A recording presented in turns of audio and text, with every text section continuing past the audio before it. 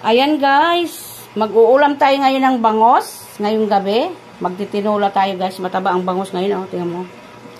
Saka itong pusit para bukas. Yan, pork chop, bukas din yan. Saka mayroon kaming merienda. Ito ang ilalagay ko sa bangos. Lagyan natin yan guys ng tanglad, saka dahon ng silit, saka malunggay, kamatis, saka sibuyas. Ayan guys, ang aking uulamin ngayon. Magbangos naman tayo para ngayong gabi. Ayan. Namili kami ng uniform, tsaka itlog, tsaka mismong coke. Ayan.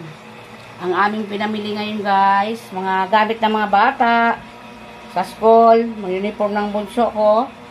Hanggang dyan na lang guys. Thank you so much sa inyong lahat, sa pag-support nyo sa aking mga video. Thank you, non-followers and followers. Thank you so much.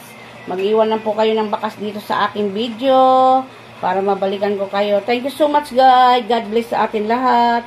Ayan yung aming ulam ngayon. Yan. Ayan guys, nilagyan ko ng kamatis, sibuyas, asin, magic, bawang. Nilagyan ko na yan guys kasi nag-i-edit si ate. Ay hindi daw pwede maputol. Ayan. Lagay natin yung bangus guys. Magtinula tayo ng bangus. Yan. Yan ang aming ulam ngayon guys. Bangus na malaki. Dagupan yan. Kasi pag dagupan walang amoy. Ayan. Balikan natin yung mamaya guys. Ilagay natin ang malunggay sa ating bangus na tinola. Yan. Si Bunso kumakain naman itong isda. Si panganay naman, kumakain din naman yan. Kakainin niya. Yung tiyan lang. Yan ang kakainin ni panganay. Yan. Magmalunggay naman tayo guys. Pag ako na malingki yan guys, pinipili ko ganyan mga bangus. Pag asawa ko yung maliliit yung pinipili niya. Ayaw ng mga anak ko pa naman yung may tinik. Guys, maluluto na yung aking bangus na tinola. Maluluto na yan. Ayan.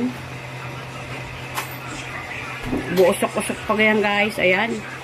Kainan na tayo. Luto ng aking tinolang bangus. Ang taba ng bangus guys, oh. Ayan, taba. Ayan. Ayan. Kakain na tayo. Ayan, ang aming ulam. Tinula na bangus with malunggay. Ayan po. Thank you so much sa mga support nyo sa amin guys. God bless sa atin lahat. Mag-iwan kayo ng bakas sa aking mga video para mabalikan ko kayo.